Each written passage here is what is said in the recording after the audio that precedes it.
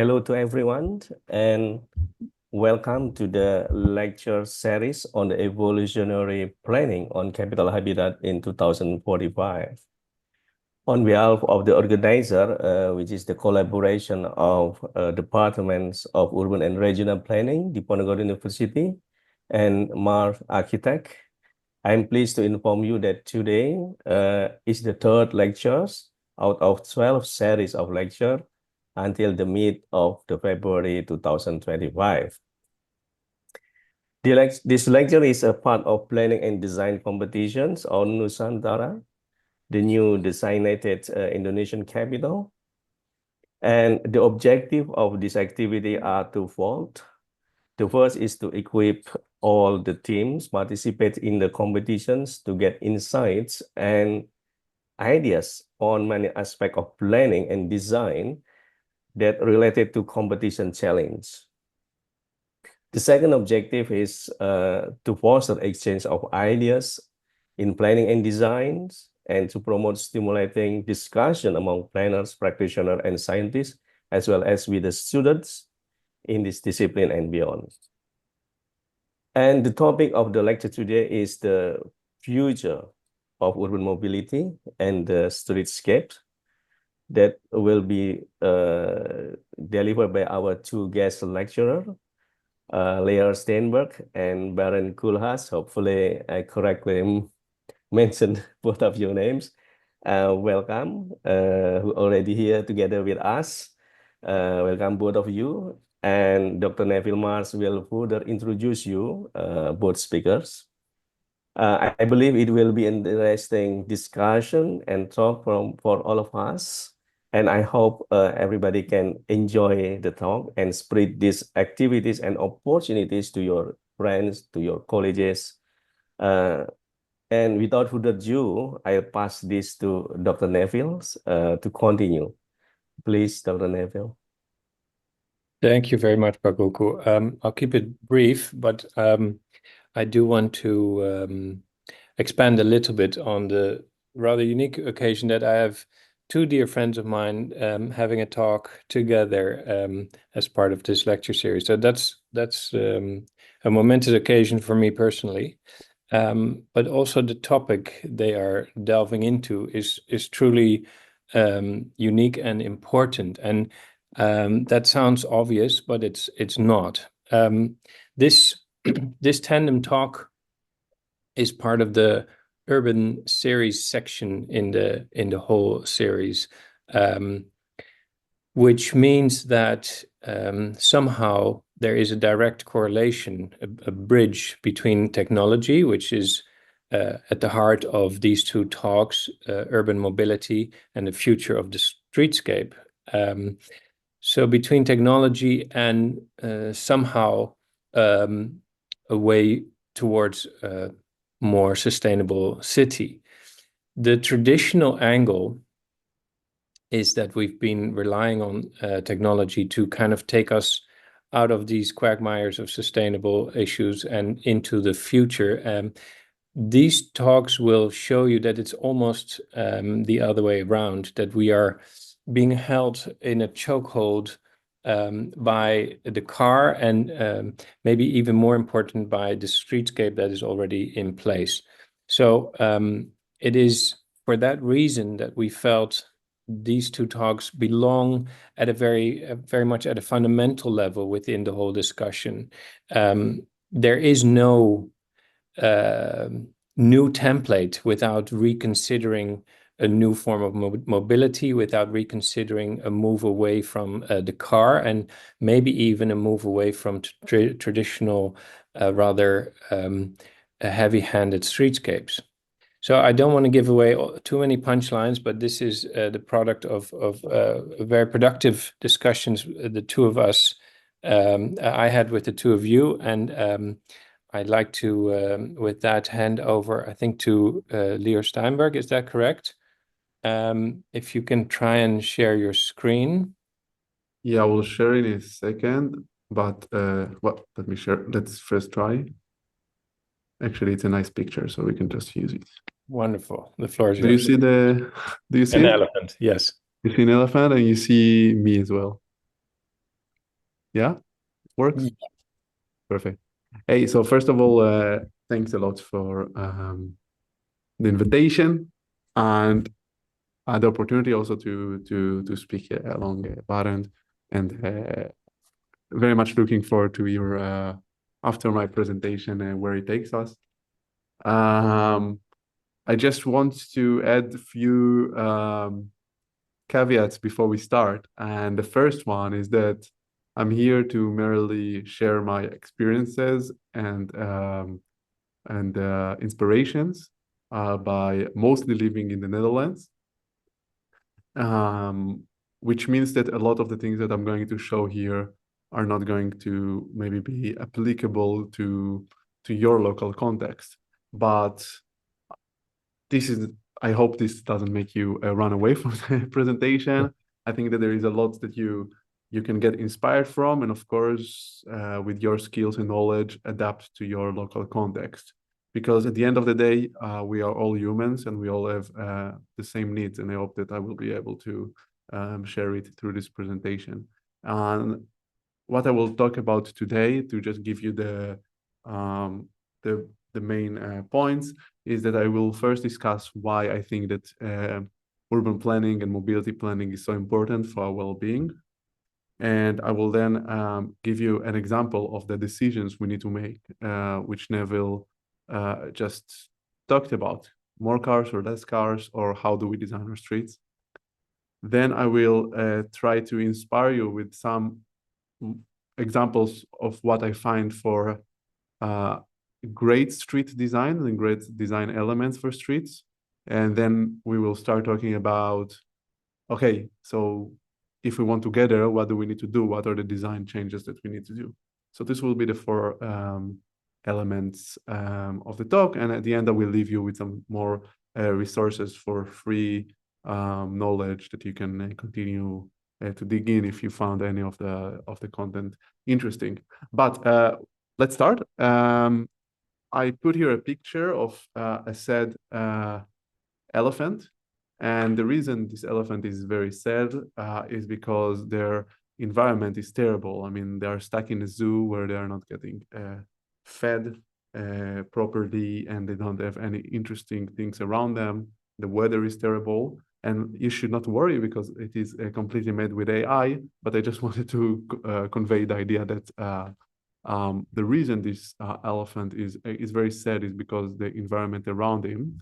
And if we compare it to just elephants in nature, and we look at how they behave, you very quickly see that if you move the same elephant from a terrible place to a beautiful green, free, open space, they are becoming much more active and you could say happy even. I mean, you see that they are less depressed, they are living longer, they are eating more, they are much more friendly to each other and to other animals. Now, the thing about this elephant, which is very sad, is that the elephant cannot really decide where they live. That's the little bit sad part. But we humans have this ability. And I like to give this example of the view from my office in the city of Rotterdam in the Netherlands. It's the second largest city in the Netherlands. In a few 100,000 people live there, which is of course small to compare to mega cities in Asia. But if you look at this picture, you see that we created an environment that is not making us very happy. There is a lot of cars, a lot of space for cars, a lot of asphalt, and not enough trees, and pretty gray area, pretty gray overlook. And if you compare it to a park, which is also in our city, you see people sitting, cycling. It also helps that the weather is nice. They have a lot of green around them, and you start seeing also people taking off their shoes, close their eyes, lay down, enjoying the scenery.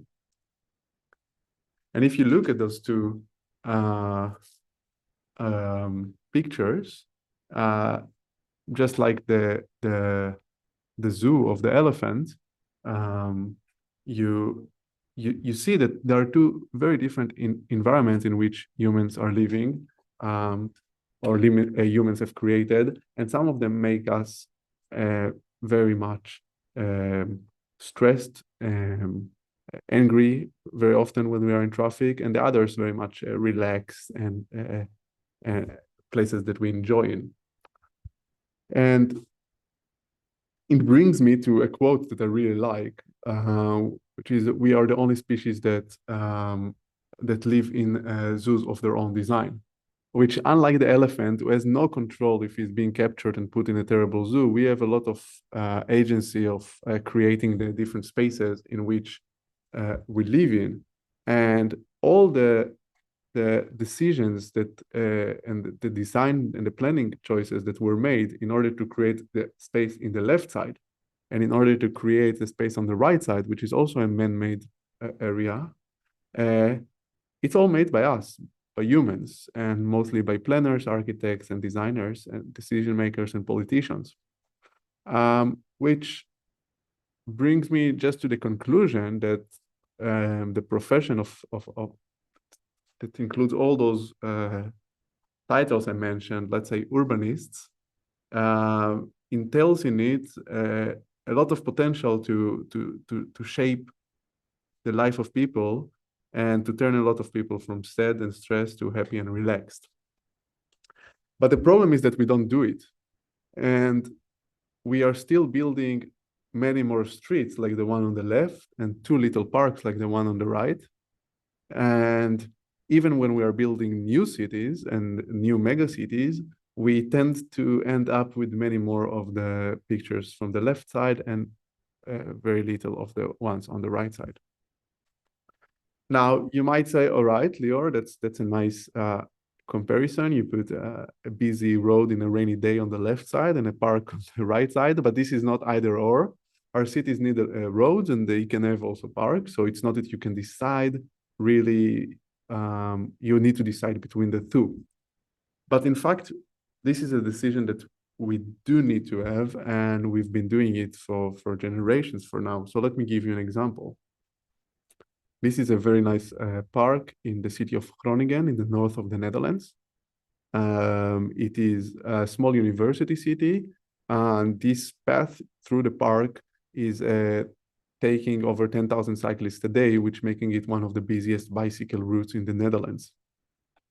So this park, the Northern Platoon, is a lovely urban park close to the city center, and it's a place that people really enjoy to come, especially in the summer, to relax, to meet friends, to have a date, to go with your family for a picnic. But just until the early 1990s, this very same park was a road. It was a access road leading from outside of the city to the city center. And this image of this road with those old school cars that you see is it's the story that a lot of places in Europe have gone through. So basically, what happened is that there used to be a park or car-free areas, and then after the Second World War, they were redesigned into roads or spaces for cars. A lot of plazas were becoming parking spaces, and many parks or pedestrian streets were expanded and becoming a road. And then the city decided we need to, in the early 90s, we need to close off this road because we want the park to come back. And in order to do it, they made a referendum, basically election among the residents to ask them if they want to have this place as a park or this place as a road. And the solution of the referendum was 51% for the park and 49% for the road. And as a result of this election, we now have this wonderful park in Groningen. And if you would ask now people, whether they want to turn this park into a road, the majority of people would say, of course not, are you crazy? This is a wonderful park, never build a road here. So and yet, when the question was asked 40 years ago, 30 years ago, almost half of the people wanted to keep it as a road. So this shows you that the question park versus road, bike path versus road versus car space is a question that is being asked every day, and it's being asked in every plan you make, in every new street you design. And the results of what people want are very much affected by the current status quo. So if you take a park and ask people if they want to take off the park and put a road there, a lot of people will be against. But if you ask the same question when it's a road, the status quo is a road, you get a lot of people that are afraid of the change and are against changing. So I hope it shows you the complexity of making those decisions, because when you are drawing a new city, you are mostly planning for what you are expecting to have in the city and the expected needs of people. And when you are trying to change a city that already exists, you also need to take into account how people already live and what are their daily routines, and what are their wishes and demands, etc. So I want to try to explain. So I keep saying, yeah, we need to change streets from streets for cars to streets for places for walking and cycling. And I want to give this example of how streets are designed through a very famous toy that has been, I don't know if you had the chance to play with it as children, because I don't know in which countries this toy was successful, but definitely in Europe and in the US, it was a very successful toy. And it is the car playmat, or the city playmat. I call it the car playmat, because if you look at it, you see that all the streets are just roads. For the cars, there are hardly sidewalks. And if you want to get from point A to point B, you need to use the road. And I have a lot of critique about this carpet, mostly that it really pushes children to only play with cars. But if you look at it, if you look at this carpet, the one that you can buy also in IKEA and in other shops, you start to see that it is not very far from how our streets look right now. So this is a picture from North America. And what you see here is a typical road or a street that is being designed. And the reason I'm saying a road or a street is because this is a picture of what we like to call roads, streets that are roads. And those are streets that are failing because the speed of motorized traffic that is going through them is too high, and also the intensity of cars is too high, and therefore those streets cannot function as successful street where you can walk, you can shop, you can sit, relax, enjoy, meet people, etc. So all those great streets that can happen, all those great things that can happen in the street are not happening because the car function of the street is taking over basically everything. And when I'm saying taking over, it's literally every element of the street. So you see that almost every 10 meters of walking, you have a cutoff of the sidewalk because there is some sort of like entrance for a car. You see that if you want to cross the road, you need to wait quite long because there is traffic light. And if there is no traffic light, you need to wait even longer because there is not even zebra crosswalk. You see that the space given to the car is gigantic. I mean, the width of the lanes is so wide that cars can go very fast. And just imagine walking in the street when it's quite hot outside, with the noise created, with the pollution, created. And the problem is that a lot of the streets that we are creating right now are roads. We are saying, yeah, in this place, we want to have shops, we want to have people coming, walking, cycling, but we are adding next to those streets a huge amount of places for car traffic. And then all those other things that we envisioned for the street are just not going to happen. And that's because the road function is just taking over. So if you look again on this carpet that is really actually looking very much like a lot of our cities and the new cities we are currently building, what we thought in collaboration with a company called Bolt is that we need to redesign it. And the reason I'm showing you the redesign is because I want to go through several design elements from this carpet to just show you how I believe that the streets of our future should look like. So the first thing is, if you look at this carpet, unlike or this playmat, unlike the other playmat, is that it doesn't look monofunctional. So if you look at the previous playmat, all the streets look the same. All the houses are kind of the same size, and everywhere there is parking. And basically, it's a very boring city. It's not a city that you want to live in, because you just, if all the places look the same, why would you go from A to B? But if you look at this playmat, you see that every street is different. And this is what makes the city interesting. In every place, you can discover something else, and you have other opportunities and different types of jobs. So this is the first thing that I hope comes to mind when you look at this image. The second thing is that I try to introduce in the streets different type of street types that hopefully will inspire children, but also planners to take those elements to their new design. And I will walk with you through 3 design elements that hopefully will inspire you for your future designs. So here is another version of this carpet.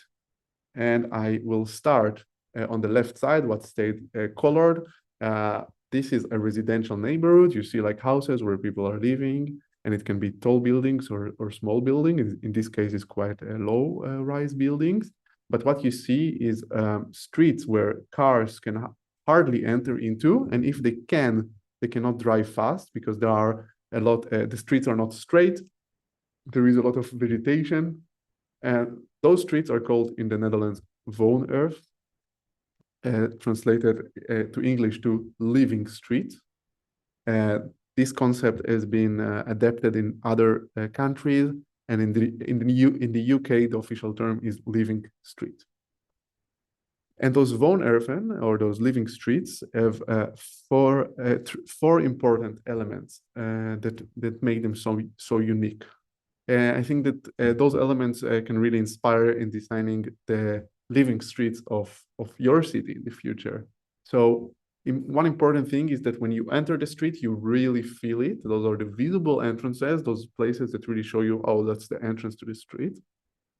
The second element is physical barriers. So you see that even if you wanted to drive with a car fast here, you couldn't, because there are a lot of those barriers, and the street is not straight. And so you just have to slow down, and it doesn't matter if the legal speed is 20 kilometers per hour or 50 kilometers per hour, it's just impossible to go as fast. And there is a lot of landscaping and street elements around, and furniture. And lastly, the entire street is one level and is shared and paved, which means that the cars are allowed to drive in the middle, but people are also allowed to walk there. So that's the woonearth. So that's one element. And I think, of course, copying this type of street to Asia might not work. You need to think differently about weather. You also need to think about density. I mean, this is not a street that houses thousands and thousands of people, so you might also need to think about that. But just the idea of streets that are not divided from cars and pedestrians, but bringing them together and putting the pedestrian at the number one. Also legally, the car has to follow the speed of the pedestrian. This is a concept that I'm sure you can copy. Another element that is in the carpet is the fietsstraat, bicycle street. And the bicycle street is a very interesting concept, in my opinion, not only design-wise, but also the philosophy behind it. So this is how a bicycle street looks like. You see it is completely red. Red is the color of bike path in the Netherlands. So it's a full street that is completely red. And this street is normally being installed in places where you have much more cyclists and drivers. And the idea behind this street, when you are entering, it says that cars are allowed to enter, but they are visitors. And I love this idea. Think about it. If you go to any street around the world, most likely the pedestrians will always feel the visitors and the car will feel the king. But in those streets, the law, the regulation is that the car is the visitor, and it also says on the sign at the entrance. And depends on the countries, cars are also not allowed to overtake cyclists, or at least they must follow a very low speed. So it depends on the country and the area, but basically cars are not allowed to go faster than 30 kilometers per hour. Which with the huge amount of cyclists in those main routes for cyclists, it just creates a feeling where like the car is indeed the visitor. And the last element that I added to the carpet is the intersection for cyclists, which is something you hardly see around the world. So a lot of cities are building now bicycle infrastructure, but they are forgetting the most important element, and this is the intersection, because the intersections are the nodes that connect one bike lane to another bike lane. And if those nodes are not working or disappearing, most people would just choose not to cycle. Because if you have, for instance, this lane, you can let a child go on it, it's safe. But if the intersection is not continuing and marked, you will never let a child cross such a big road alone. So this is an element that I unfortunately see that is being forgotten or being delayed for the future. A lot of cities say, yeah, we will install the bike infrastructure and we will do the intersection later. It never works. You have to always use the intersection, because a network is always as strong as its weakest links. And if the intersections are bad or they don't design well for cyclists, your entire network is not going to work. So those are three street design elements that I thought are interesting to highlight today, maybe to inspire a little bit. But then comes the question, okay, but what do we do with all the streets we already have and all those places that we already designed?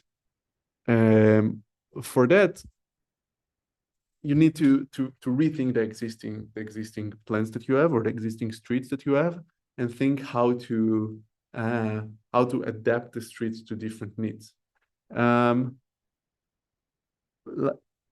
A concept that I like a lot is the road diet. The road diet, as the name implies, means the road needs to lose some weight and become smaller. And if you are making the road smaller, you are creating much more space for other users. So we made for a course, I will share with you later the link to the course. We made a few of those examples for how roads can get this diet.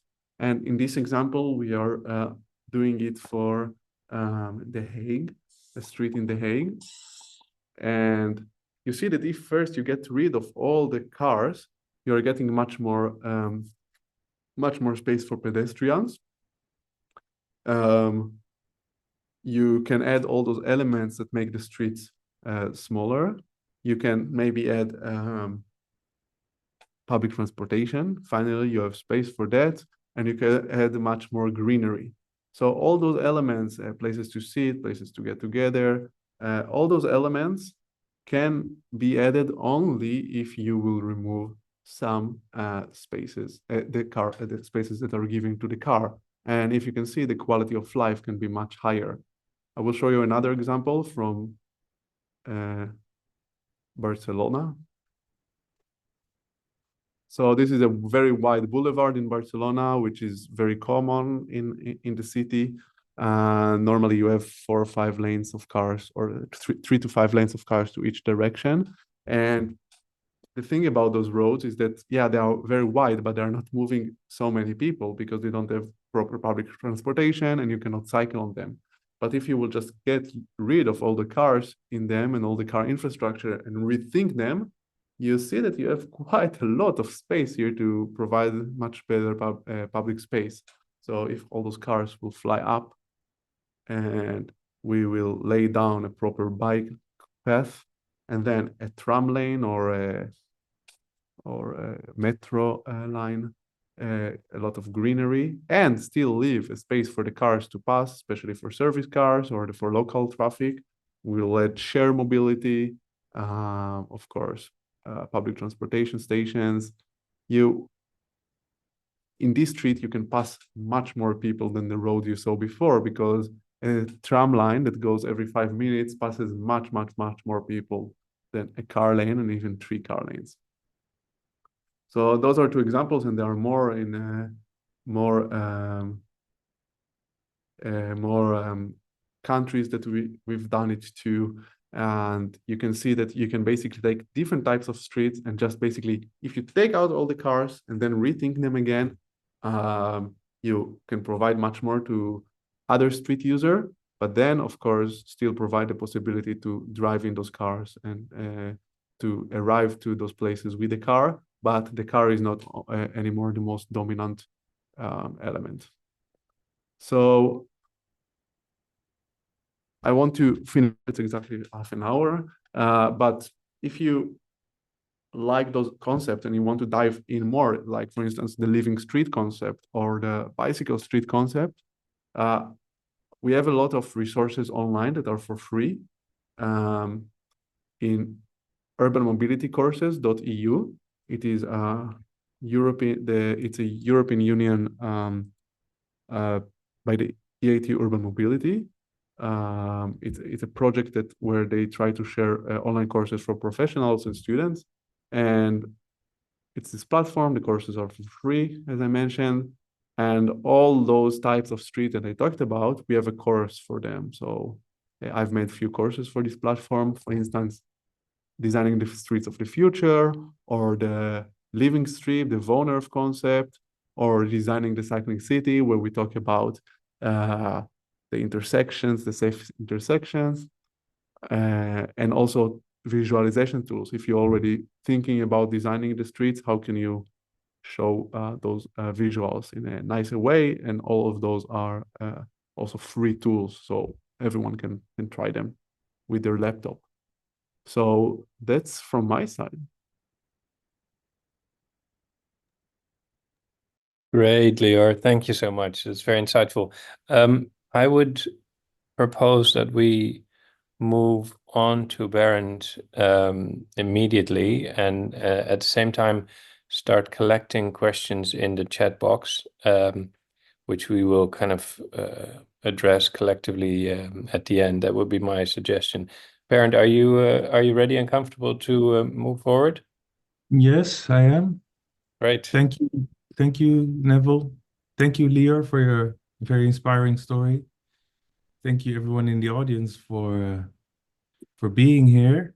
I'm very honored to present my research and ideas to you as you are embarking on a journey to design the future.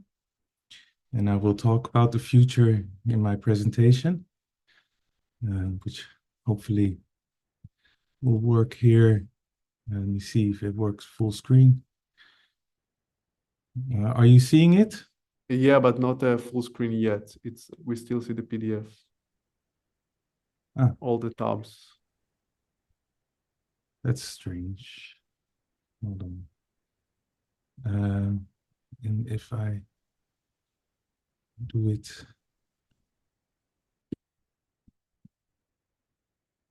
Now? Yeah, that works. Perfect.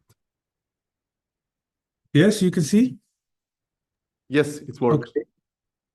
Okay, so this is maybe perhaps you know this image. This is the evolution of man, and you know it questions where we are going as a species, whether technology is taking over our lives to a degree that we're de-evolving, and whether we have choices to make as a species or as humans to as to how we want to live, how we want to be. I'm going to talk also about the space we allocate to cars in our streets, but also in our minds. This is a street profile we drew here. That's kind of the typical direction where we are going, where cars are getting bigger and bigger and eating up space that we could use otherwise. And perhaps this is the same story that Lior was telling, that we can design our streets in a different way, where we have more space to move about, walk about, sit down and talk in our streets, use our streets for social interaction, use our streets for nature. Instead of using big cars, we can use smaller electric vehicles. What's also important, we can create biodiversity in our streets, which biodiversity above ground and below ground. We can absorb rainwater in the soil, and we can use trees and other plants to create shade in our streets as our city streets are getting hotter and hotter. I'm going to start where I kind of started. When I was a student, I was very fascinated by the future and by this movie Blade Runner, which was made in 1982. And in this movie, perhaps some of you will know, this is a very futuristic setting. This is the headquarters of a big tech company called Tyrell Corp, and they make robots. They call them replicants in the movie. And this is a all-powerful corporation that basically rules the city, and the main protagonist is somebody chasing down robots that have started rebelling. It's a fascinating image, the city. It's supposed to be in 2019. It's a complete megalomaniac, completely megalomaniac city with massive buildings taller than anything we've ever built in real life. A kind of exaggeration of the tech fantasy and the fantasies that have architects have held for a long time. There were floating cars. There were big buildings with the television screens on them, and the streetscapes were a very interesting mix of different cultures, and these were designed by Sid Mead, who was the set designer for this movie, who used to be a car designer, but was very good at creating images that made realistic depictions of an imagined future. He would imagine every single detail, the cars, what happens in the shops, the people, the facades of the buildings, and capture them in a kind of fascinating neon light. And these images that he created somehow have really defined the collective idea of what a future is. He designed, as I said, also cars for the city. This is one example. And I myself also love cars and started designing some. And this is one of the car I designed back around 2012, which I called the minimal car because of its minimal outward appearance. The same visual futurist, the set designer Sid Mead, he was also employed by countries and corporations such as Ford Motor Company, or in this case of this image, the city of Qatar, and to imagine a future. And I myself have worked also as a city designer, an urban designer, working in the Middle East for a company called OMA, the Office for Metropolitan Architecture. Around 2006, I worked on this very big project called Waterfront City to create this new urban center in Dubai. Here's a map we made at the time of Dubai, and on the left you see a new city with a kind of a square at as its heart. And this was a city we drew up for our client, a big developer called Neville at the time. And this city was never built. The idea was that the square part would be the first part of the city to be built.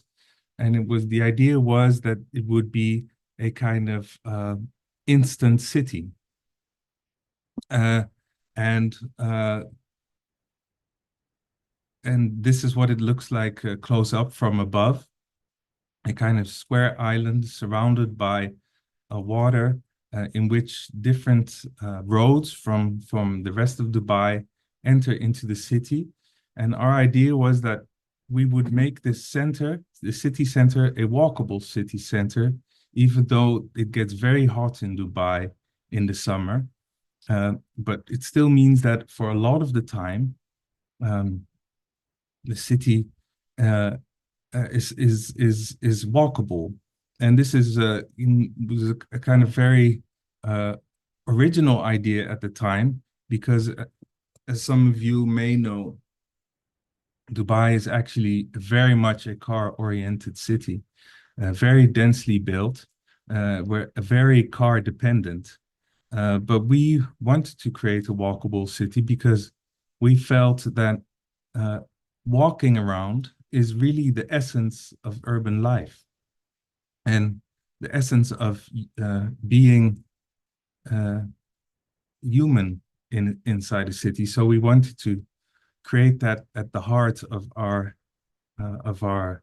planned city, which was never built, by the way, because shortly after, in 2008, there was the financial crisis that put a stop to all of it.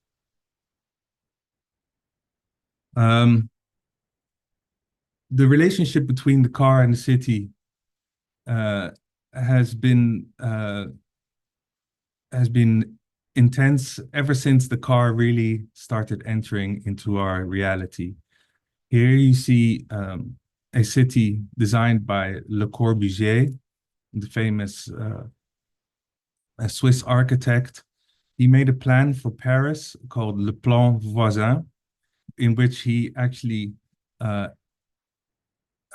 stripped a huge part of Paris to replace it with high-density towers and infrastructure for cars. And these kinds of ideas really changed the way we build cities, because we started building cities really around the way we use cars. So cars really influenced the way we live in a very decisive way. Fortunately, this plan was never realized either, because that would have meant that a large, beautiful part of Paris would have been destroyed. Plan Voisin, it's called Voisin because it was named after Gabriel Voisin, a friend of Le Corbusier, who built cars. In this picture, you see a house Le Corbusier designed, and in the front of the house, you see Le Corbusier's car, which is called a Voisin. And Le Corbusier obviously had this fascination with cars because, you know, he designed his cities and his houses as machines for living. There was a kind of a lot of enthusiasm at the time about new technologies, about speed, about about the future and moving fast, and the city was really conceived of as a machine, and this is something that it's understandable to be enthusiastic about all this technology, but it could also be very destructive. This is Gabriel Voisin around the same time, and he's a fascinating figure because he is kind of the Elon Musk of his time, a Frenchman who started building planes very early before the First World War. So he really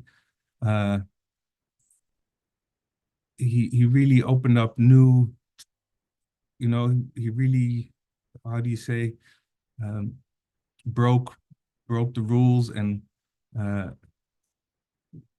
took to the skies and was a very good engineer, and not like on Elon Musk today. He after the First World War, he was very disappointed because his planes were being used to fight wars with, and after that, after the First World War, he stopped building planes, and he started making luxury cars like this one. But then after the Second World War, he was confronted with the shortages of materials and also the disaster of war, and he designed a very lightweight, small car that everybody could afford. So he went from designing things for the rich few to small cars that could be used by everyone, which is a fascinating reversal if you think about it. Back to today, this is an image of Elon Musk presenting the Cybertruck back in 2019, November 2019. And he specifically picked this date because it's the date in which Blade Runner was set. At the beginning of the movie, it names the date. And Elon Musk uses this parallel to present his new car as a futuristic car, and the form really emphasizes its futuristic aspects. It's a huge pickup truck. It's very heavy, and he explains how this car is bulletproof. I don't see any reason why a car would need to be bulletproof, but obviously it's designed to be very rugged and tough for people who like to present themselves as very rugged and tough. But it's also, so this is Elon Musk basically saying this is the future, and he's borrowing the aesthetics from Blade Runner to basically claim the future, a kind of dark, dismal future. And in this image, you also see no people. There's just the car against a bleak background. A Cybertruck, a very brutal car, a very hostile car, basically a tank on wheels. But this is a fascinating piece of design because it's so angular, because it's unlike any other car on the road, and it goes extremely fast. It's extremely powerful. But when I saw this for the first time in 2019, I thought, wait a minute, I've seen this before. Looks a bit like my car, and actually a few of my friends called me up and says they stole your design. I don't think he really did that, but there was definitely some similarities. And immediately my thoughts were, wait a minute, that's not the future. That was maybe futuristic 6 years ago, and it's not futuristic any longer. And I started thinking of what would be the future that we want. What could it be? And I made this collage of this speculative vehicle. And I thought, shouldn't the car of the future be something that's open, accessible, that people can share, that's about meeting other people, that's about being aware of your environment, that's light, that doesn't have a heavy impact on its surroundings, that's not dangerous to other road users. Is this the car of the future? Was my question. And my other question was, what do we actually really need in terms of cars? Do we even need cars? The Cybertruck was presented at the same time, around the same time as this diagram was made. And in this diagram, you can see that the number of pedestrian deaths in the US of people getting hit by cars over a period of time. And you see that around 2009, when SUVs, that's the biggest kind of cars that they sell, started gaining in popularity after around 40 years of pedestrian fatalities going down, they started going up again. That's because these cars are so big and heavy, they are more dangerous than other cars. And the World Health Organization has these figures on the danger of cars. Approximately 1.2 million people die each year as a result of road traffic crashes. Road traffic injuries are the leading cause of death for children and young adults aged 5 to 29 years. 72% of the world's fatalities on roads occur in low and middle income countries, even though these countries have around 60% of the world vehicles. More than half of all road traffic deaths are among vulnerable road users, including pedestrians, cyclists, and motorists, and motorcyclists. And road traffic crashes cost most countries 3% of their gross domestic product, which are striking figures. Add to that cars are very polluting, including electric cars. Electric cars are heavier than their counterparts, which means they have more tire wear than normal cars, more tire wear particles, brake wear particles, and road wear particles are let into the air, and these are actually much more damaging than the typical car exhaust. Also, the increasing amount of electrical cars are consuming a huge amount of resources, and these have to come from somewhere. Many of these resources are being extracted under terrible conditions. Cars cause a huge amounts of CO2 emissions, and the emissions that they cause are relative to their weight and to their size. And really, you question whether we should be even using cars at all. Shouldn't we be using bicycles? Cars are also sitting still most of the time. In Europe, typically 90%, 92% of the time. Cars are occupied by only 1.5 people on average, whereas a car weighs around 1,500 kilograms. So you're basically using a lot of weight to transport very little. So that's kind of very inefficient. Another figure is that most of the trips taken in Europe and in the US, but this goes for most of the world, is that 80% of the trips that we take are short distance, less than 10 miles, which means we could easily take these trips by different means. The average speeds at big cities are also very low. And these are figures from 2011, but basically cars travel no faster than bicycles in major cities. So let's look at the vehicles.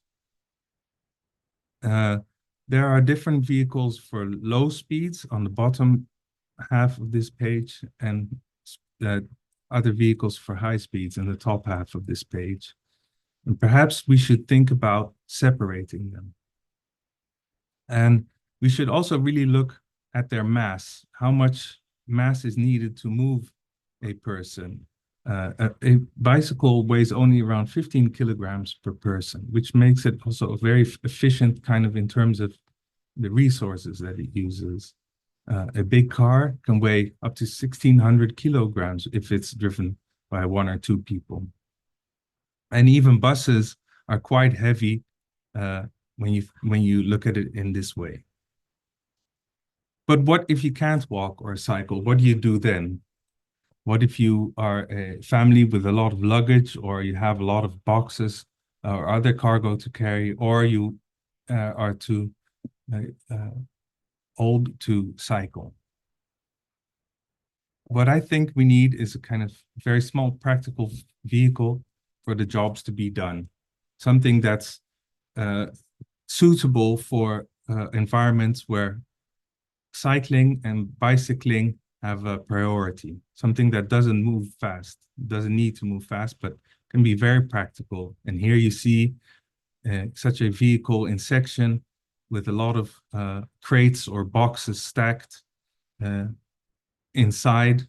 And you can fold down the seats so that you can take cargo, or you can fold them up so that you can take people around. This would be my idea of a suitable car for a car-free city. And these are some images to indicate the size. Would be about as big as one of these tuk-tuks, but a lot more practical. These are small cars that you typically see around European cities. They're gaining in popularity, but these are actually small cars that are replacing bicycles and not cars. And that would be the wrong direction to go. I think we should really think about what kind of vehicles we want to use in our streets and what type of vehicles we really need. This is a kind of typical Chinese-built 4-person vehicle that's very cheap and also slow, and has very many similarities to what I'm proposing. But as you can see, the seats cannot fold down and cannot take a lot of cargo with this vehicle. And this is a Fiat 500, a very small car popular in the 1950s and 60s. And this is really a design icon. And this is kind of to indicate the size of what I think would be a suitable city car. Lior mentioned it earlier, cars take up a lot of space. And here's a comparison of 50 people on a bus, 50 people in cars, 50 people in small cars, minimal cars as I call them, 50 people on bicycles, and 50 people walking.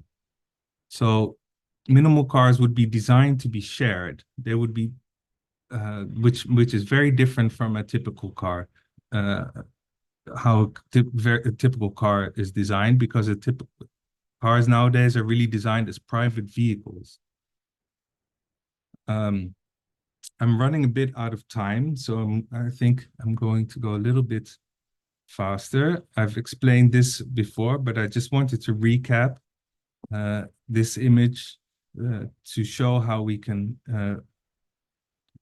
use smaller vehicles. And the vehicles that we use should also really think about how these vehicles are, what their life cycle is. And I think a vehicle could be like a building. It could be reused and repurposed, and every part of the vehicle could have a different lifespan.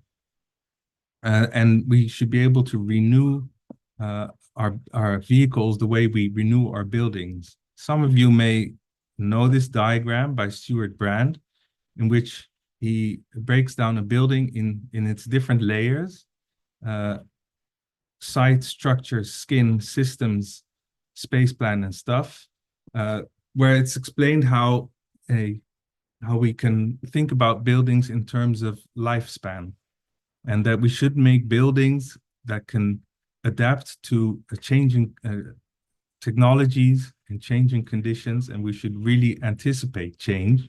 And I think our vehicles could also do that. That's very different than the vehicles that are on the road today, which are very, very valuable at the point we buy them, which is the top of this graph. They gain value by this process.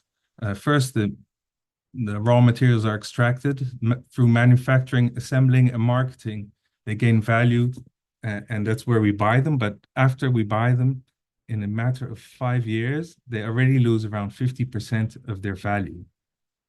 And eventually, after they've been intensively used, they go back into the recycling bin and we start the process again.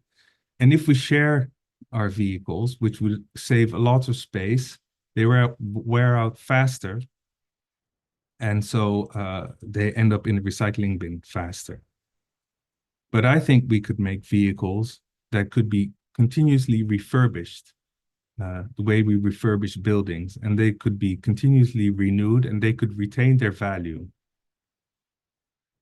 And this is what one of those vehicles might look like in its different stages of its lifetime. It could serve different purposes, and it could really evolve in its lifetime. So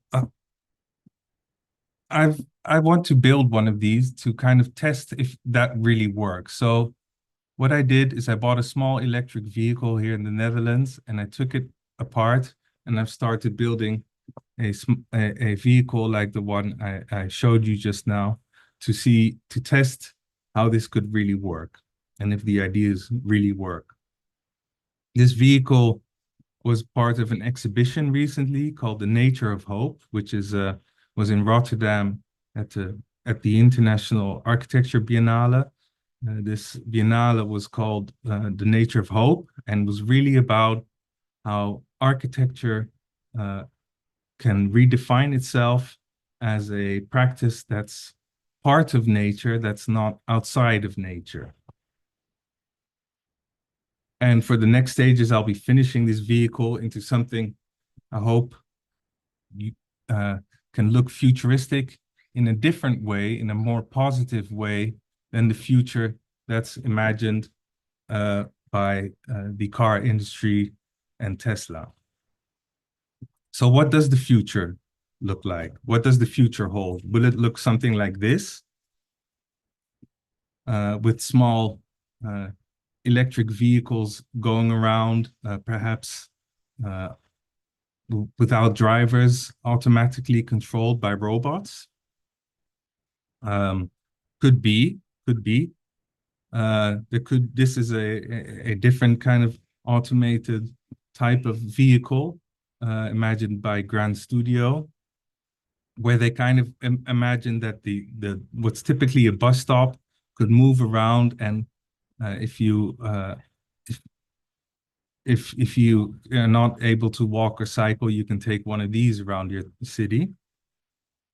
Or could be like this vehicle, which is a work on wheels designed by IDEO, an industrial design company in the US, a kind of room on wheels where you can actually work on your way to work, but you can ask yourself whether you actually want to work on your way to work, whether this is something desirable.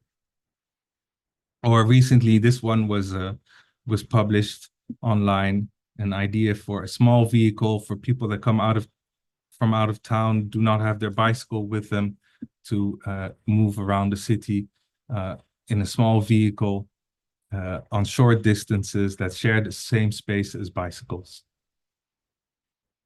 These are all good ideas, and this is also a self-driving car that was recently presented by Elon Musk. But when I see this, I really ask myself, with all these good ideas out there, isn't this just another way to sell us something that's already very old, the car, dressed up as something new? The self-driving car has its advantages, but also it raises a lot of questions, like who's in control? Do we, let the computers control us, where does that leave us?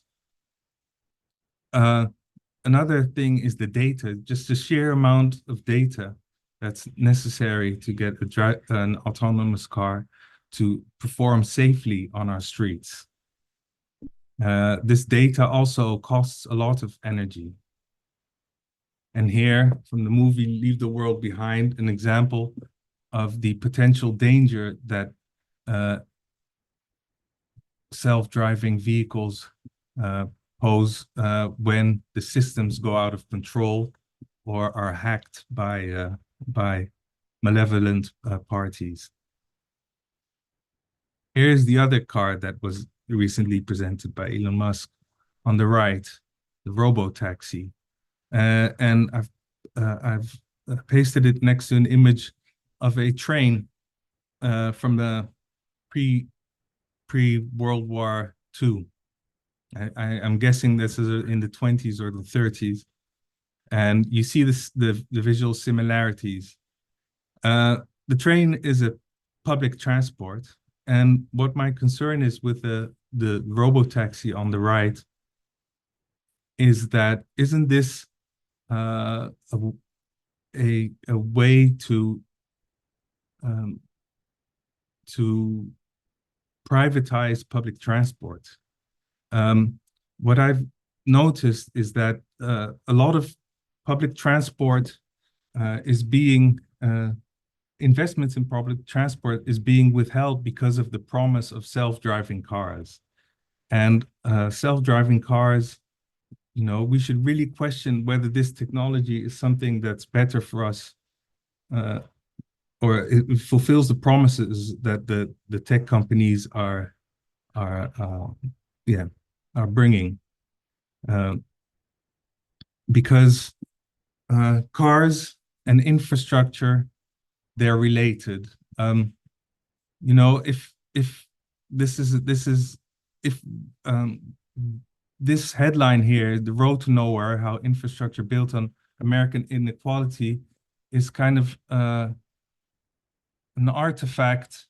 That this road is a kind of artifact on the kind of impact that the car had in the life of people. And I wonder if this kind of inequality is not being perpetuated in different ways if we make ourselves reliant on infrastructure, digital infrastructure, and road infrastructure that are in the control of the few. What we really want is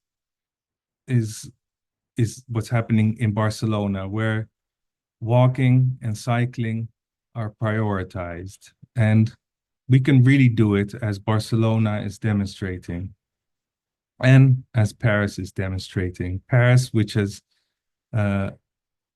follows the concept of the 15-minute city, where within 15 minutes you can walk or cycle to work, reach the shops or go to school. That's the idea. The idea is to reconfigure the city in a way that you are always close to where you need to be. And this is similar to the ambitions for Nusantara, which wants to outdo Paris by 5 minutes and create the 10-minute city, give priority to pedestrians and cyclists and public transportation, and make the private vehicle the bottom of the triangle. I want to I think I want to close off. Neville, how am I doing on time? You're good. You're good. Okay. Maybe 2 minutes? Sorry? Another 2? Yeah, I'll round off. So I want to close off by reminding everybody about nature, that there's a lot of nature, a lot of things happen below the surface. And the same thing is actually the case with technology. The packaging of the vehicles, they're very desirable, but we should question whether they, you know, their desirability, what's behind it? What are the forces behind it? What like the resources that are necessary for it, the energy that are necessary for it, the reliance we have on certain power structures. We should also look at nature, at that which we cannot see, what happens below the ground, and how can nature stay connected underneath our roads and between our buildings, and how can we as inhabitants of those cities be part of nature and not a force against nature.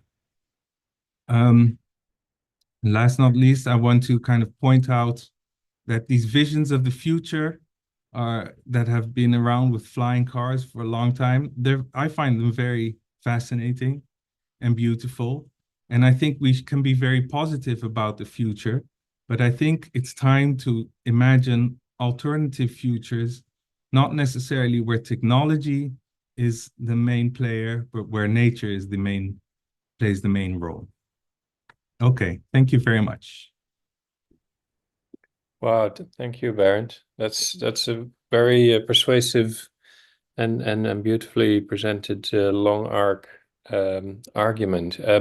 Maybe so. While I am going to be the what did you call it? The evil Knievel in this process, and ask some initial questions. That gives people online a chance to type in additional questions in the chat box that I'll run through.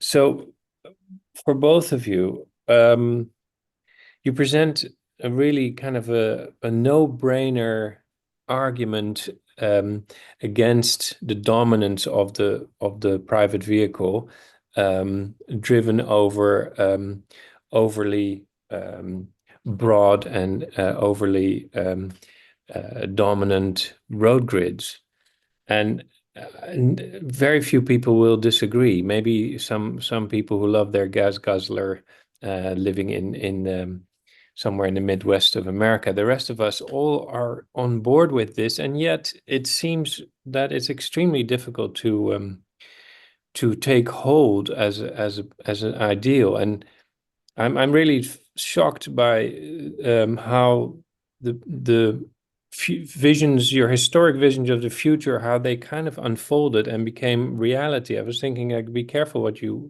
wish for. It's really a one-on-one scenario, and I do love the fact that you tap into Nusantara, where of course we might very well make the same mistakes again if we're not careful. So my question is this: how do we kind of not give people what they want? They seem to want this private car, and cities make money by building these roads. So it's a horrible question, and forgive me, but maybe we can start there. Shall I answer that question? Yeah, for both of you. For both of you. Because Lior also kind of partially went into the question in his presentation, where he says it's hard to kind of when you ask people what they want the car, but when push comes to shove, in the end, they want to live in cities that are very green, and they want to be able to bring their kids to school on a bicycle, and they are happier in green environments. And I think it's very undemocratic, perhaps, to not ask people what they want. But so how I think that the point is to demonstrate somehow the advantage of living in an environment that's different from what people know. How can you demonstrate this? How can you get people to feel it and to experience it? That's, I think, the yeah. the Yeah, question. so similar to Le Plan Voisin, Corbusier's visions, and other futuristic visions, you need to present a vision that you hope then people will buy into. But in your case, it seems when they do buy into those preliminary kind of dreams and visions, nightmare or some sort of doom scenario eventually unfolds, right? And in that sense, I'm a little bit skeptical of the examples of Paris and other sort of 10-minute cities where congestion of a really beautiful and extremely high value environment kind of drove them to say, okay, we have something here that is worth protecting and salvaging, and that is a beautiful setting for walking, biking, and whatnot. And that is the kind of the critical scenario that you can almost not buy into, right? So for those cities, it makes a lot of sense in an built from scratch, even a sort of blueprint scenario. I think that is not so persuasive. The congestion is in Jakarta and hopefully won't be transported to Nusantara. So then would you need another argument? I'm not sure I quite follow you. What is Yeah. what is the first argument? Well, that the new town can kind of offer design as a way to avoid the congestions and all the ailments of the congested metropolis, and in a way, in that sense, open the world back up to the car, because when you have space and you have enough roads, then certainly we can enjoy that vehicle on an empty, like exactly like these images, on an empty, futuristic, curving highway. You're saying how can we avoid that once these cities are implemented in their initial phases, when they're maybe perhaps half finished, not have not achieved their full density, etc., that you how can you avoid at this point that people use the car? Yeah, I was also not being particularly articulate, but yeah, exactly. So in the new town is offered as an antidote to the congestion, and that immediately opens up the door again to these kind of outdated ideas of big highways with a lot of private vehicles. So it's a weird catch-22. Yes, I understand, because a city like Barcelona or Paris has such a rich variety of amenities and shops and things to do within a small radius. A new town can never really achieve this instantaneously. There's always a kind of problem of perhaps it's a problem of density, of density of things to do within that walking or cycling distance. Right. I think that's why we did show this. I did show this example of what we did in Dubai with OMA, because I think the way we approached it there is to really use a kind of logic from the developer that they use over there, which is they build a very big, iconic building, usually, like the Burj Al Arab, that creates such a huge amount of critical mass that it draws people to that place. There's also, it's like it's the same way what they used to do with hotels when they built train lines in Japan or the US. They build a train line, and then at the train station they build a big massive hotel where you can find entertainment. You can work there, you can sleep there, stay there, eat there, do all the different things that are kind of make a city a city. And I think in Dubai we try to do that on a kind of larger scale to create this kind of island where you have a kind of, you throw like a rock in the pebble.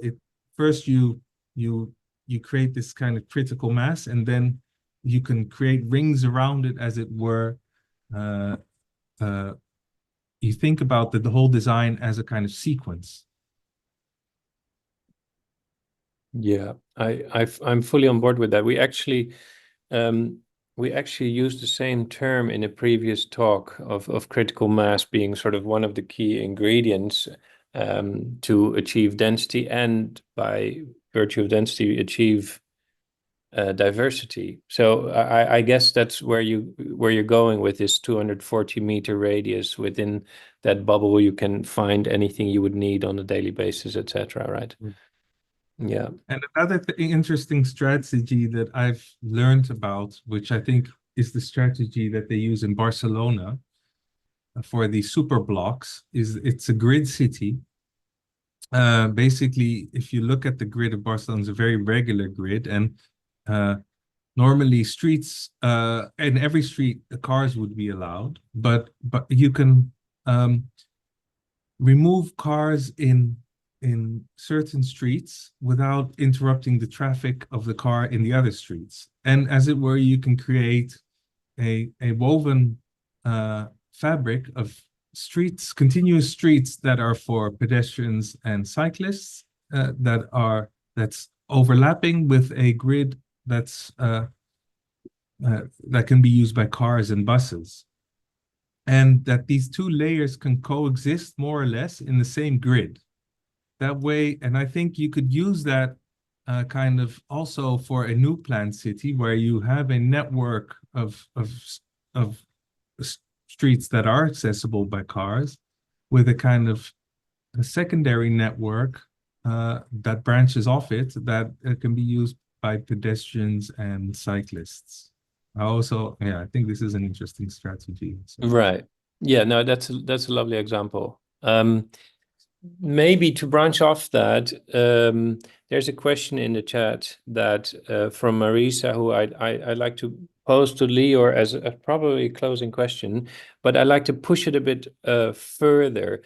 If we kind of despise the road as a sort of transit corridor so much, can't we just get rid of the street altogether and just have lovely walking pathways and maybe some bike lanes that kind of meander through green space?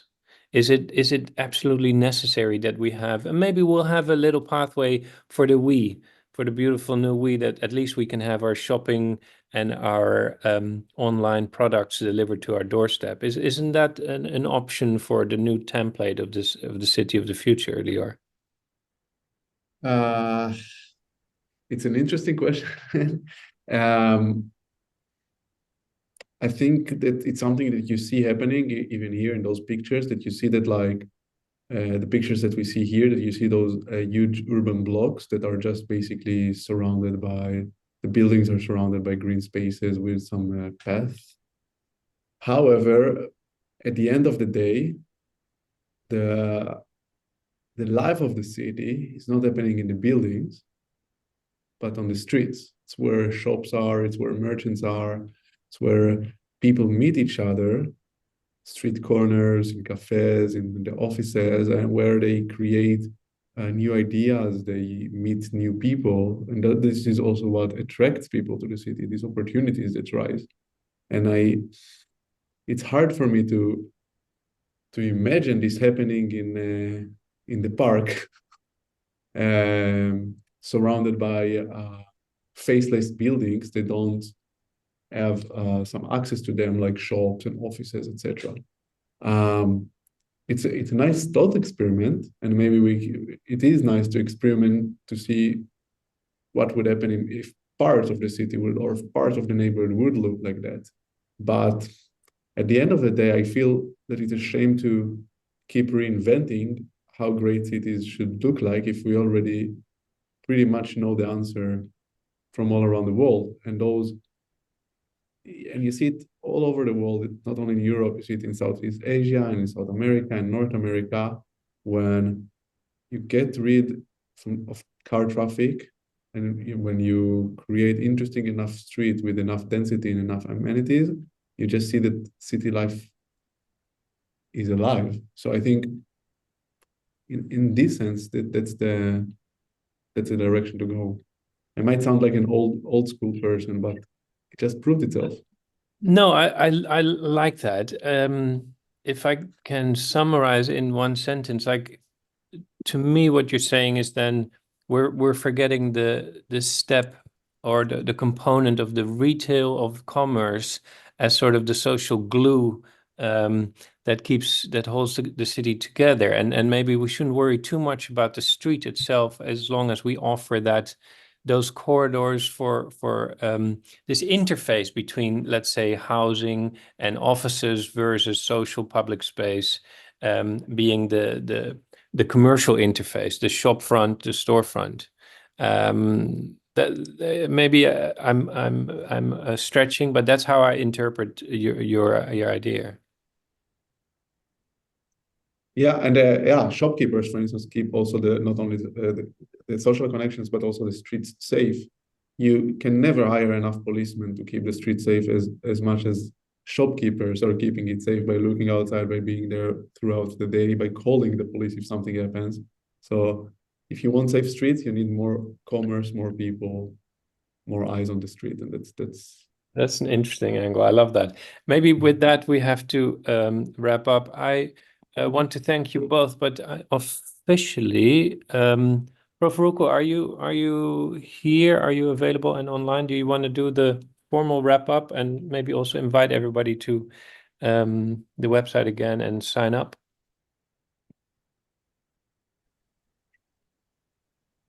Yes, thank you, Neville, for moderate this discussion, and thank you so much as well to Lior and to Barend for your inspiring and very eye-opening talk about the mobility, future urban mobility and streetscapes. And also for everyone, I think we will have another next talk in the next weeks. That will be also interesting for all of you. And then for those who are not joining to participate in this competition, please register and visit our website, www.epoch45.org.